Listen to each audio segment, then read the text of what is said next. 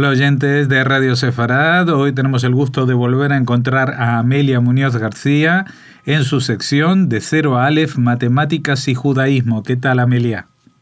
Buenas tardes.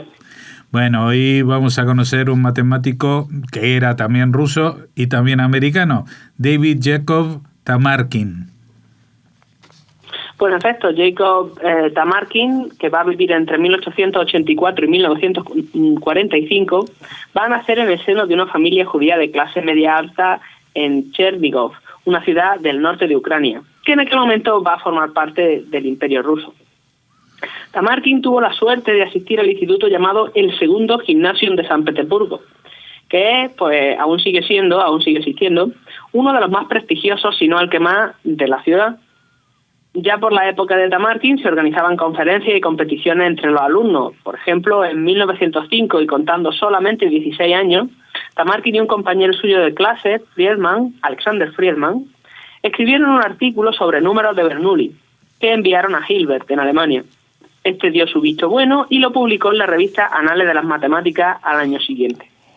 Para que nos hagamos una idea, los números de Bernoulli o Bernoulli, depende de quién lo lea, son una secuencia de racionales que suelen salir en teoría de números, en los desarrollos en serie de Taylor de la tangente, tanto la normal como la hiperbólica, en la suma de potencias de los primeros enteros positivos, en la fórmula de Euler-Maclaurin, en casos específicos de la función z de Riemann. Ya se pueden hacer una idea, salen en un montón de sitios.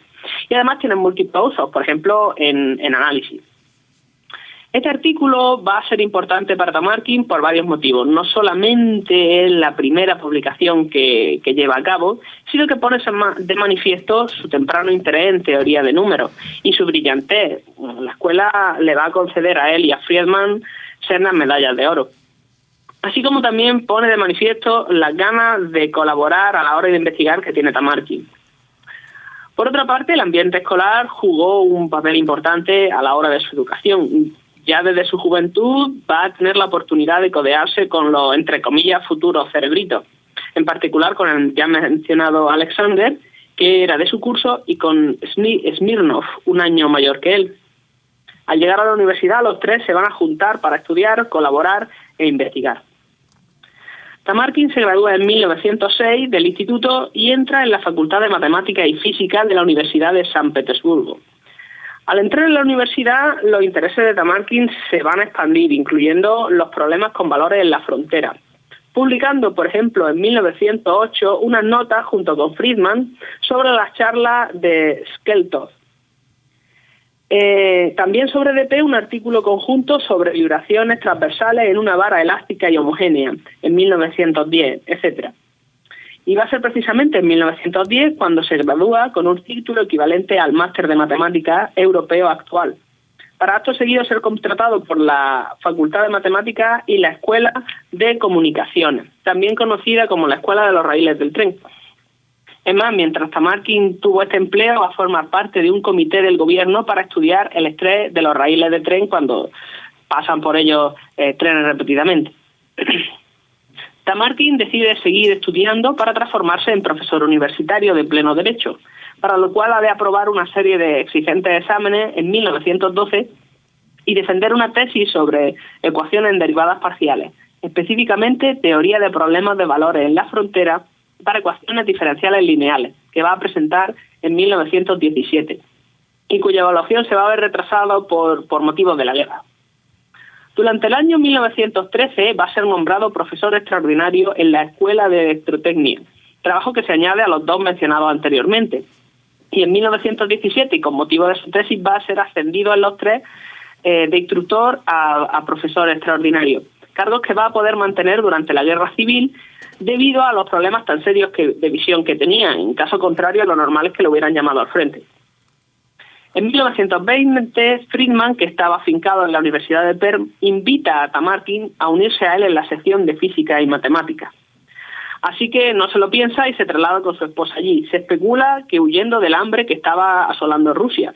Hay que tener en cuenta que Tamarkin cuenta en un momento determinado que a lo largo de la revolución perdió en conjunto unos 40 kilos. Sin embargo, por poco no lo cuenta, ya que ni en Perm estaba sobrando la comida ni el clima era bueno, y eso que estamos hablando de Rusia. Hasta el punto de que estuvo a punto de morirse de una neumonía. quizá le hubiera convenido quedarse en San Petersburgo. Pero en fin, un par de años después, en 1920, se vuelve a la ciudad que lo vio crecer como matemático y entonces que decide retomar todos sus puestos de trabajo anteriores, al que va a añadir uno más, en la Escuela Naval como profesor. Y también va a ser asesor ocasional para el Buró del Tiempo Atmosférico y los institutos de óptica y de físico-técnica. ¿Por qué tantos puestos de trabajo? Bueno, pues porque en la cultura rusa uno no se metía matemático por el dinero, uno se metía matemático por vocación. Aún con tantos trabajos como estaba teniendo, el dinero que le llegaba era escaso, pero cada salario incluía una cartilla de racionamiento y con todas ellas ya sí podía llegar a final de mes con cierta tranquilidad. Por otra parte, se pasaba horas atascado en el transporte público para ir de un puesto de trabajo a otro, aunque también es verdad que su producción investigadora no se va a resentir, sino que aumentó con respecto a Perm, tanto en matemáticas puras como en matemáticas aplicadas. Interesante es destacar los libros que va a escribir en colaboración con autores como Gesikovich, Fürstendorf, Friedman y Smirnov. En particular estoy hablando de cursos de matemáticas avanzadas para investigadores de ingeniería y físicos, cursos de matemáticas para ingenieros y cálculos aproximados. Curiosamente, no va a aparecer como autor ni en ediciones posteriores del primero que he mencionado, ni en el segundo o el tercero, ya que desde el principio. Sin embargo, no se llega a negar nunca esa autoría. Por ejemplo, el tercer libro va a recibir un premio del Consejo Estatal de Investigación ruso y él se va a embolsar su parte correspondiente. Una de las razones para ello y por las que no se sentía cómodo en su propia patria era su estatus social. Bueno, él venía de una familia adinerada y él había demostrado ser socialdemócrata, ya que había sido activista sobradamente conocido en su juventud. Y por tanto temía a la policía secreta, llamada Checa o Comisión Extraordinaria, cuyo cometido era suprimir y eliminar todo acto que no siguiera las pautas del gobierno ruso. Quizá por ello no quería atraer mucho la atención sobre él. Pero además llega un momento en el que ya no se siente cómodo, así que en 1924 decide abandonar Rusia y llega a Estados Unidos para quedarse en 1925, dando lugar a una curiosa anécdota que a él le encantaba contar. Decía que en el consulado americano de Riga, el cónsul decidió examinar a Tamarkin sobre geometría analítica para verificar que en efecto era un matemático de renombre. Pero tuvo que rendirse cuando se queda sin preguntas que hacerle y el propio Tamarkin amenaza con hacerse cargo él mismo del examen y ponerse más preguntas. Total, que al llegar a Estados Unidos, Tamarkin naturaliza su nombre a Jacob David Tamarkin, anteriormente Davidovich, y pasa 2 años como profesor visitante en Dartmouth College, en Hanover, New Hampshire. Allí va a publicar 10 artículos sobre problemas en la frontera y sobre ecuaciones integrales, lo cual le permite colaborar con Wilder y Langer. Este hecho, junto con la traducción de su puño y letra al inglés de la disertación que había publicado en ruso en forma de libro en 1917, le abrió muchas puertas. Hay que tener en cuenta que él lo había publicado en ruso y no en otro idioma porque a lo largo del siglo XX, a lo largo de gran parte del siglo XX, la escuela rusa no ve con buenos ojos que se escriba en cualquier idioma que no sea el local. Entonces eso crea muchas barreras entre una escuela y otra, sobre todo conforme va pasando el siglo XX. Pero ya entonces vemos un poco por dónde surgen los problemas. Bien, Tamarkin va a hacer contacto aquí y allá y eventualmente lo van a contratar en la Universidad de Brown en 1927. Por primera vez en su vida va a encontrarse con una seguridad laboral de la que no había gozado antes, lo cual le resultó ampliamente beneficioso en términos de trabajo y de involucrarse en diversos proyectos universitarios, como por ejemplo los más de 20 doctorados que dirige y también el que durante este periodo ejerce como editor de la revista Transacciones de la Sociedad Matemática Americana entre 1927 y 1936, la de Anales de las Matemáticas entre 1928 y 39, la Mathematical Review a partir de 1940, que fue cuando se funda, y la Mathematical Survey por muy poco tiempo a partir de 1945.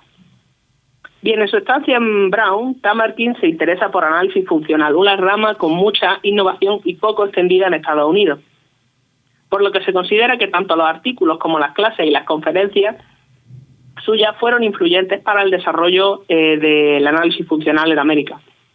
como por ejemplo los artículos que va a escribir con Hitler, o el grupo de trabajo que va a montar con él en 1927, y al que fueron añadiéndose otros miembros, que duraría 7 fructíferos años. En 1931, Tamarkin va a ser nombrado miembro del Consejo de la Sociedad Matemática Americana y durante el curso 1942-43 va a ser su vicepresidente. Además, en 1937 va a ser elegido miembro del Comité de Coloquio, que era el organizador del Congreso Internacional de Matemáticas, en particular del que debía de haber tenido lugar en 1940, pero que no se pudo llevar a cabo por cuestiones políticas. Sin embargo, ya desde 1934 no había sido el mismo. Es el año en el que muere su mujer. Su trabajo como investigador se va a resentir mucho y Tamarkin decide concentrarse en sus clases, en los apuntes derivados de estas y en sus estudiantes de doctorado. Su último gran trabajo fue su quinto libro en colaboración con Shouhat, titulado El problema de los momentos, publicado en 1943. El problema del momento es la teoría de un sistema infinito de ecuaciones integrales bajo distintas condiciones, de nuevo análisis. Se considera que este fue el primer trabajo o el primer libro que presenta el problema de momento, es decir, la teoría correspondiente a esta rama, en toda su amplitud y con mucho detalle, con lo cual no deja de ser un trabajo fundacional. En total, Tamarkin va a publicar 5 libros y más de 70 artículos, así como múltiples críticas de otros trabajos, debido en parte a su trabajo como editor de varias revistas. Y dentro de las ecuaciones derivadas parciales, que va a ser una de las ramas que más trabaja, me gustaría mencionar lo que es un problema de valores en la frontera, o también llamado problema de contorno, que es un conjunto formado por una ecuación diferencial y una serie de condiciones, que ha de cumplir la solución de dicha ecuación diferencial. Cosa que suele salir mucho en la física. Estos son problemas que, aunque vienen del análisis, van a tener múltiples aplicaciones. Y aquí se ve mucho cómo va a unir Tamarkin su interés por las matemáticas puras y el interés por las matemáticas aplicadas, que le venía ya desde la universidad por haber estado trabajando en una universidad que estudiaba a la vez física y matemática, y por tanto se mezclaban mucho ambas ramas.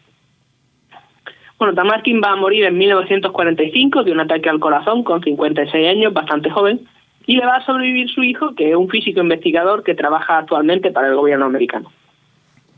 Bueno, es una biografía interesante, también marcada en este caso por incluso problemas económicos, ¿no? Cosa que llama bastante la atención en el mundo académico, pero le tocó vivir una época de cambios importantes, ¿no? Pues sí, la verdad es que todo el mundo que se metía a estudiar matemáticas en Rusia, el Imperio Ruso, en la Unión Soviética, según el momento, se encontraba siempre con el mismo problema, que no le llegaba el dinero a menos de que fuera un miembro del partido y entonces estuviera el beneplácito de la cúpula y le dieran más sueldo. Uh-huh. Bueno, pues con esta biografía de Tamarkin nos despedimos hasta dentro de 2 semanas. Hasta entonces, muchas gracias, Amelia Muñoz García, por habernos acercado a esta figura. Gracias a ustedes.